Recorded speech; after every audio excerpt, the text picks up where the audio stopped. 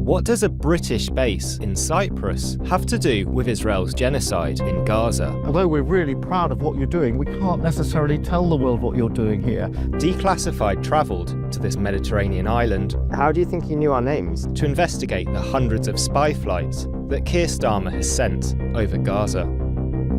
That's what they're doing. They're off on a death run. UK is now paying American mercenaries to do their dirty work over Gaza. That coincided with Israeli airstrikes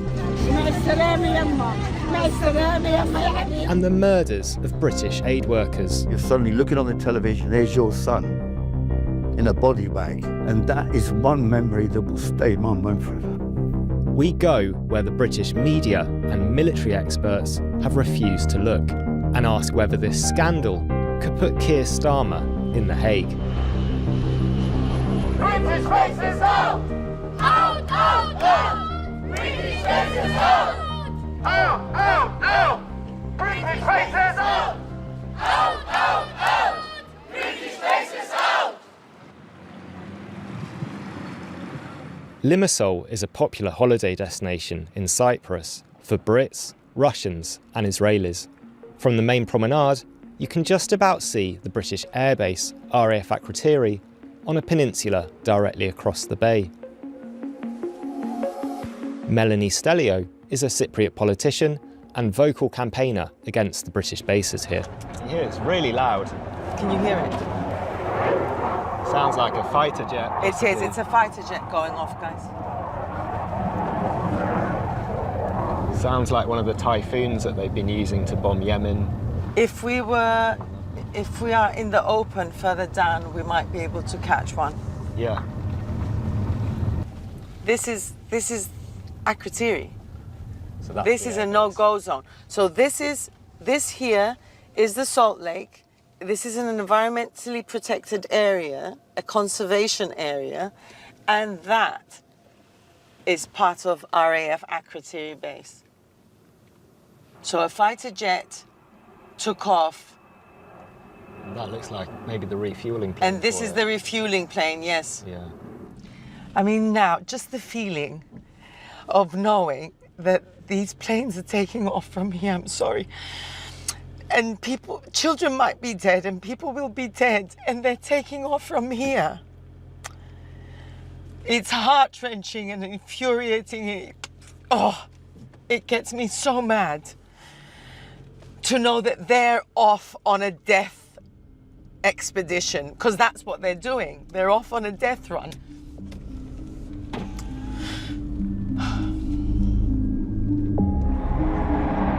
We later found out these fighter jets were bombing suspected militants in Iraq, a legacy of Tony Blair's 2003 invasion. But we'd come here to investigate the spy planes that were going to Gaza and needed to work out where we could film them from. On the beach, we could see soldiers enjoying the sun late on a Friday morning in their own beach bar, the Chelona. Keir Starmer had visited them here a few months ago. Although we're really proud of what you're doing, we can't necessarily tell the world what you're doing here. Strangely, despite the secrecy around the base, it didn't feel very secure. Όχι, θέλω να ρωτήσω κάτι. Άρα αν ξέρετε αν κοινό το τέλιν ήταν πάνω ή κάτω. Ήταν πάνω. Ήταν πάνω και πότε έπαιζε. Μπορεί να σου και κανένα χρόνο που έπαιζε. Έχει κανένα χρόνο που έπαιζε και αφήσαν το έτσι. Αλλά που τζάμε και εκεί, που τζάμε και μέσα, δικαιούσε να μπεις μέσα, ναι. Όχι, δεν είναι. Άμα μπεις να κολυμπήσεις, δεν έχει πρόβλημα. Μπαίνει πολύ δύσκολο. Ναι, αλλά άμα μπεις για να κινηματογραφήσεις, φαντάζομαι μπορεί να έχει πρόβλημα. Ναι, πρέπει να πάω. Ναι. Have you ever actually seen the spy flight take off from this base, Melanie? Yes, you see them taking off. Because they're constantly taking off. We monitor them, we know what they look like. This is why I said, despite the fact that this is not normal and it should not be normalized, because we live here and we see it and we've been brought up with this. You're just used to it by now. I don't know how people can get used to it if you think and bear in mind every single time that you see one of these jets going off, that they're either gathering information to give to the Israelis to target and bomb people, children, old people, women in Gaza. how you can feel that that is normal. It's not. It's just been normalized because we see it every day. I mean, the British would say that they're just looking for where hostages are. No, I don't trust that response. If an announcement comes out from the British base saying that it's raining, I would open my window to check. I don't believe a word they say. Melanie's scepticism about what happens at RAF Akrotiri stems from the British government's secrecy about its activities here. Throughout the conflict, Declassified has been trying to establish the facts around these surveillance missions, while the BBC and corporate media have effectively been silent. Politicians and military leaders have refused to answer our basic questions. Why are you still sharing intelligence with Benjamin Netanyahu while he's wanted by the International Criminal Court for war crimes in Gaza? How can you justify continuing to send these planes over Gaza? Why are you still sharing intelligence with Israel at this stage of the genocide? Do you routinely share intelligence with countries whose leaders are wanted for war crimes by the International Criminal Court, Admiral? Why aren't journalists being allowed to ask you these questions? Meanwhile, military and intelligence experts at Britain's top war studies departments told us they had never heard of the Gaza spy programme, despite it being one of the UK's most intense intelligence operations in recent decades. So how did we get here? The flight started a few months into the war, and this was the official reason given by the government. They do not have a combat role, and they'll be tasked solely to locate hostages. The policy continued when Labour came to power, with up to 740 flights, according to flight tracking data, or roughly one a day. These planes have gathered thousands of hours of surveillance footage that, according to government sources, have been shared in real time with Israel. Flight times often correlated with major massacres. Back in the UK, we met with Steve Masters, who is an engineering technician in the Royal Air Force for nearly 20 years. The British government say the only reason that these flights have been going over Gaza is to look for hostages held by Hamas. As someone who's been in the Royal Air Force, do you believe that? They've admitted themselves that they're sharing intelligence from these flights in real time. Now that could well be connected to hostages, but it could also be for ground operations. It's also quite easily be used for general target acquisition, general intelligence gathering. If you share intelligence, live intelligence from a battlefield with a party to that conflict, how can you stop them using the intelligence for whatever purpose they want? I don't believe you can. If it's been streamed in real time to an intelligence and operation room, you have no idea how they're utilising and using that intelligence moving forward. So the Israelis could have used intelligence from Britain to target civilians in Gaza? I don't think that that's a stretch of anybody's imagination. Back in Cyprus, we wanted to gather more evidence about the spy flights. I think it's a really important time to be doing this. The UN Commission of Inquiry has declared that there's genocide happening in Gaza, and yet the UK still seems to be sending these spy flights. They're doing it in the dead of night. The trackers are only coming on for about a minute, and so they're trying to make it as hard as possible for the public to know what's going on. And they appear to be using this outsourced US company. So that's why we're having to go there in person. And if we have to stay out there all night, that's what we're going to do. Our colleague had managed to gather the first and only footage of the spy planes from this beach last year, but that was in daylight. Back then, the RAF used its own fleet of Shadow R1 aircraft, which appeared on flight tracking websites as they left Akrotiri and flew over the Mediterranean. They would then disappear for 4 or 5 hours while they flew over Gaza, then reappear over the Mediterranean before landing back at base. From this, we could at least tell when and for how long the flights were going. But in August, it emerged the RAF had outsourced the spy missions to an American company, Sierra Nevada Corporation, whose planes take off in the dead of night. Its location beacons are almost completely turned off, apart from brief flashes, known as squawks, on the tarmac at Akrotiri.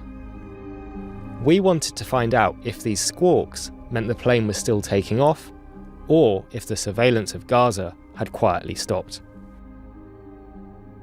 So the sun's just set over there in the west, and I'm on Ladysmile Beach. The British Air Force base is just over there, over the wire. I'm inside the British occupied part of Cyprus, but this is technically public land. So the Ministry of Defence press office have told us that we can film the base from here. Obviously we can't go beyond the wire, and we hope that if the police are going to come and give us any trouble, they'll do it kind of in the next hour while there's still a bit of light, and we can just carry on waiting for the flight to take off. There's some 2 planes now behind us. So I think these must be fighter pilots, trainee fighter pilots, because the way that they came down to the runway like that and then took off again, I mean, I've not seen a commercial jet do that. And actually now it looks like they're flying straight towards us. We later discovered this type of aircraft has been used to train American Special Forces pilots. The beach went dark shortly after they landed. We were waiting a mile from the runway, and even with a telephoto lens and a camera with low light capabilities, it was hard to see what was happening on the base. So there's some red lights in the sky that we've been following for a few minutes now, and it looks like it is a plane that's coming into land at RAF Akrotiri. I think it's too big to be the spy plane. It's hard to tell at the moment. Okay, it's starting to come into land now. You can just see it going along the edge. Down there, it's touched down. Yes, that looks too big to be the spy plane, but it's interesting what we were able to pick up with a camera this late at night. That was a cargo plane flying in from RAF Bryce Norton in the UK, likely carrying troops or supplies. A few hours later, we saw 2 Typhoon fighter jets and a refuelling tanker take off. They flew over Syria and headed towards Iraq before turning off their location beacons. Local news reports said there were airstrikes in Iraq that day.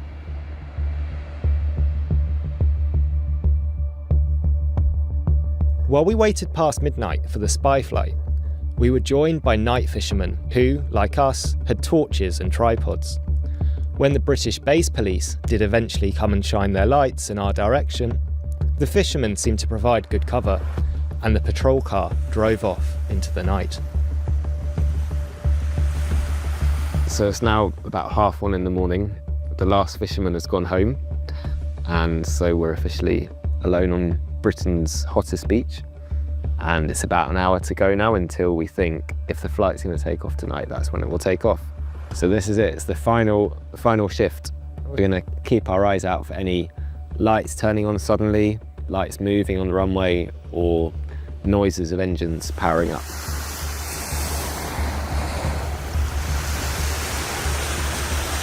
That noise?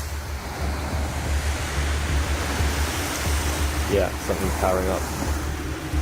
Where is it? Could that be a hangar there?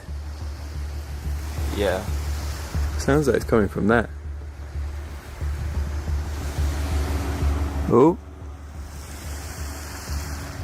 What you got? That white light just came on. Okay.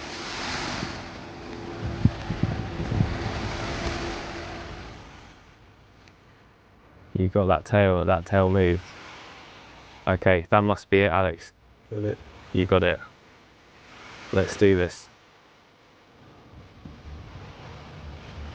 So I guess just before it takes off, those engines are going to have to power up again. It's going to get noisier. And then we're just going to catch it through the gaps in the trees. Here it goes.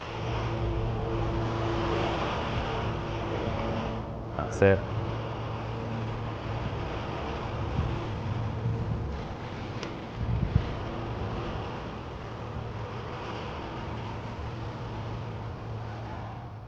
There it is, taking off now. You got the white and red. You got it? Yeah. That's it.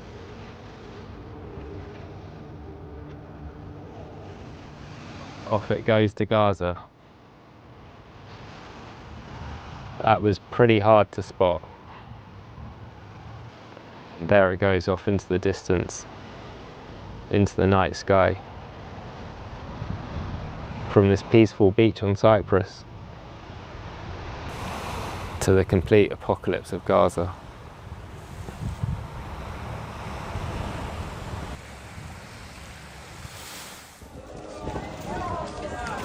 At least 100 people were killed in Israeli airstrikes across Gaza in the day that followed.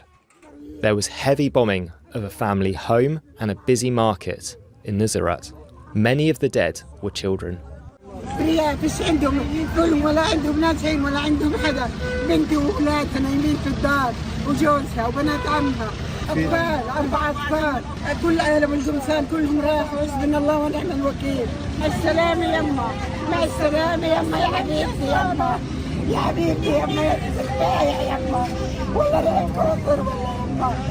We can't say for certain if the surveillance footage taken by the flight was used by Israel to carry out any of these attacks. The UK still claims Israel only uses the intelligence to find hostages, and the spy planes almost always turn off their location beacons before they reach Gaza.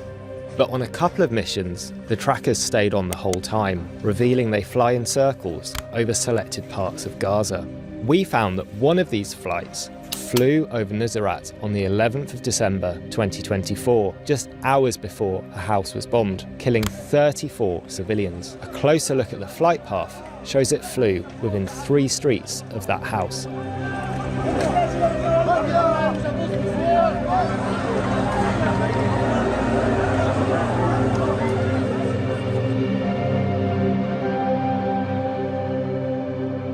The RAF flights were generally in the air for about 5 or 6 hours, but the outsourced flights seemed to have less range, spending up to 4 hours in the air, so we were confident we would see it landing soon.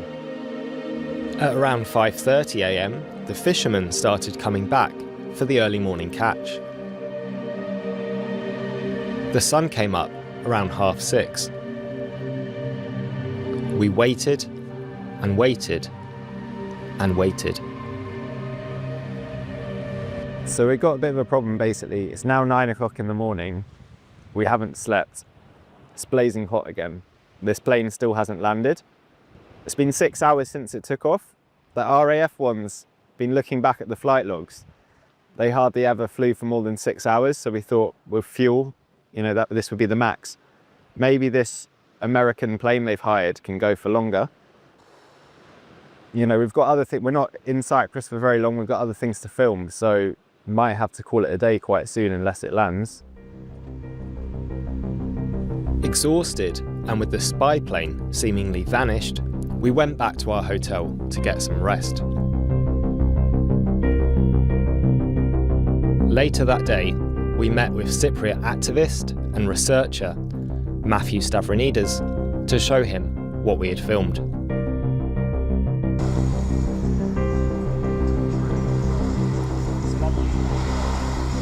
Based on the video, even though it's a bit grainy, I would almost 100% say it's the same aircraft. And given the timing of the signal, beyond a doubt, in my opinion. How important is that kind of footage as evidence for human rights groups and campaigners like yourself? It's damning evidence because it proves that since they took over operations until now, they have not paused spy operations for more than 2 days. Because at least on flight radar, there hasn't been a pause in signals being released for more than 2 days. No matter what department or agent this information, this data that's collected is being shared with, once it's out of their hands, it can be used in however they want. The fact that they've leased operation to the US, we say that it's basically the UK is now paying American mercenaries to do their dirty work over Gaza. Despite Sierra Nevada trying to cover their tracks, we now know that as squawks result in planes taking off, there were up to 116 extra surveillance missions than could previously be confirmed. And Matthew, after this flight took off, we waited for about 7 hours to try and catch it landing. Where do you think the plane might have gone? It might have just been doing an extremely long surveillance operation, which would be very problematic because that means that even more military intelligence is being shared live with Israel. The other option would be that there's a possibility that even Cypriot infrastructure is being used to accommodate these aircrafts. One of these Shadow R1 spy planes took off from RAF Akrotiri, spent several hours somewhere over Gaza, and then instead of landing back at the RAF Akrotiri base, landed at Paphos International Airport, which is under the control of the Republic of Cyprus. So this is one possible explanation for why we didn't see the plane land. Evidence for the other theory can be seen in this video from an air show in the US. Sierra Nevada were showcasing the exact plane that flew over Nuseirat last year. The registration matches up with the flight tracker, and advertising the plane's capabilities, including flight durations of up to 7 hours. So it really could have been circling Gaza for all of that time. That dome looks like it's probably their satellite communications technology, so they were using that probably to relay any intelligence that they're gathering. As a former RAF technician, Steve Masters was able to give some insight into the protrusions and equipment we could see on the Sierra Nevada aircraft. While the capabilities of the RAF planes are top secret, promotional brochures about the outsourced aircraft are available to anyone online and prove very revealing. These are some pictures of what's inside. What does this look like to you? You have the exterior radome, which is going to be permeable composite material, so to allow the satellite signal to get out its broadcasting material. And inside you have what appears to be a fairly standard satellite communication array dish. And this is what would allow them to share the footage in real time with Israel. That allows the real-time footage, real-time intelligence to be broadcast to a command center remote from the aircraft and from the direct theatre of operations. Declassified previously found that a spy flight had been in the air around the time that 3 British aid workers were killed by an Israeli drone in April 2024. The Ministry of Defence confirmed to us that they have footage of Gaza from that day, but have refused to release it. We went to visit the family of one of the victims of that attack, a former Royal Marine called James Henderson. We asked his father, Neil, how he feels about the decision not to release the footage to the family. Quite angry. The reason for not supplying that footage from the Ministry of Defence is it's a bit of an insult. Whether it's to do with national security, whatever, but I can't understand how an RAF plane flying over Gaza on the pretext of looking for hostages, how that footage can affect British security. And if that footage was released, then we're going to get a better idea of what was happening on the ground at the time, because I don't believe for a moment that the Israelis or the IDF weren't there. I really do believe they were deliberately targeted. Did you ever imagine that Jim would be killed by a British ally like this? No. Their response to the incident, and even the British government's response to the incident, really is woeful. Three army veterans trying to help out in an absolute nightmare of a situation there, I think is disgusting. Another capability of both the RAF and Sierra Nevada flights is advanced radar imaging, and this could be relevant in the case of the Hendersons. The spy flights we've tracked fly at around 25,000 feet, and the special radar imaging systems they use have the ability to image most of the Gaza Strip at these sorts of heights. If they're operating between 15 and 25,000 feet, for example, I think you would be able to fly anywhere around the Gaza Strip and acquire targets. With that technology, they can penetrate cloud, which has always been the enemy of surveillance from the air. So it can penetrate cloud, it can penetrate the fog of war. So if there's explosions, dust and debris, through natural hazards such as foliage, and depending on the density of the earth, there will be some penetration. So it gets a 3D view, and I think they use AI to enhance the resolution. So you can use it for target acquisition, and no matter where the aircraft goes, the camera, the eyes are focused on the target, allowing constant surveillance. The equipment they've got, spy plane stuff, it's high tech, and that would give us a far better understanding of what was happening on the ground, which I think would, by releasing that footage, prove that the Israelis were watching them at the time. And just going back to the day, like, where were you when you found out the terrible news about what had happened? Well, it was a Tuesday morning. I'm getting ready to go down to the rugby club, volunteer down there. And then Fish got a phone call from Jackie. It's a feeling I just can't describe. It's just like the world's closing in on you. It's horrible. You're suddenly looking on the television and you're looking, and there's your son in a body bag. And that is one memory that will stay in my mind forever. Through the spy flights programme, Britain has amassed thousands of hours of battlefield surveillance.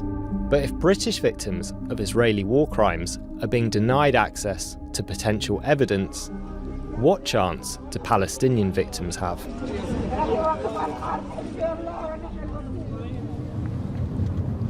have no new messages. As we drove around RAF Akrotiri with Melanie, we could feel the tension in the air. This lorry driver didn't want to be filmed and demanded we delete the footage. There were signs everywhere saying no photography, even though we'd been told by the Ministry of Defence press office in London that there would be no problem filming from public land. There's monitoring systems and antennas everywhere. And I am not allowed to stop on this stretch of road. I'm not allowed to stop or park on any stretch of this road. And if I do, I will probably get arrested. But there are no signs on the road to say that we are, and you can see it there. That's us on the road. The United Kingdom is on this side and Cyprus is on that side. There's a line in the middle of somebody's field. And this is United Kingdom, this is Cyprus. There may be no checkpoints to cross from the Republic of Cyprus to the British-occupied part, but that doesn't mean we weren't being watched.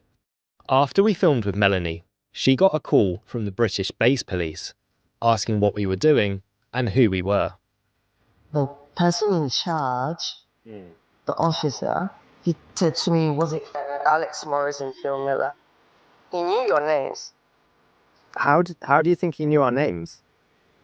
I don't know. Maybe, I don't know. It sounded like we were being watched. But rather than hide away, we decided to visit Britain's biggest spy station on the island. So I've just left Limassol, and already I can see up in the mountains, towering over us, a couple of these white giant golf balls, which I believe are the GCHQ stations up on Mount Olympus, the highest point of Cyprus, from where they can spy over the whole of the Middle East and Africa. And potentially it's spy stations like this that are involved in sharing the intelligence from the spy flights with Israel. At the summit of Mount Olympus lies RAF Troodos, the jewel in the crown of Britain's surveillance assets on Cyprus. To get there, we had to climb 2,000 metres above sea level, driving through forests filled with the scent of pine trees. Now a haven for hikers in summer and skiers in winter. It was in the cooler valleys like this where anti-colonial rebels fought against the British Empire in the 1950s, risking torture or death. They won a partial victory, with Britain leaving most of the island in 1960. But the UK managed to keep 3% of Cyprus, including the most strategic spot, which it shares with America's National Security Agency. So there's the big golf balls up there, there's another one over there.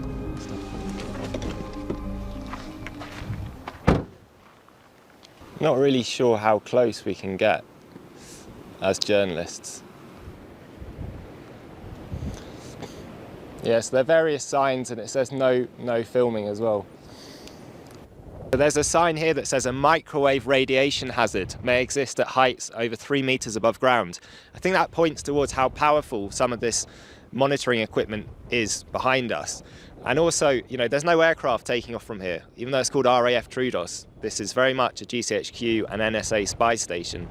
The name is misleading in what it's actually doing, but I think this sign does show that just how powerful some of the equipment is in here. So this must be the main gate for RAF Troodos behind me. Got my press cards visible. It says armed guards and military working dogs on patrol. But you can see why they want to have this base up here. It's an incredible view out over Cyprus. I can see the Mediterranean Sea. Gaza's only 200 miles away.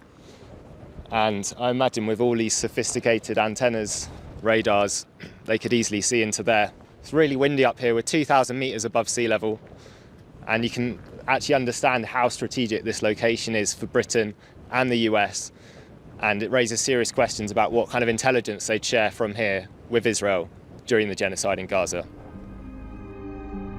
From Troodos, we drove down the other side of the mountain to our final stop, the capital, Nicosia, once the scene of anti-British riots during colonial rule, where today activists were marching to the British High Commission in protest against the bases and their role in Gaza.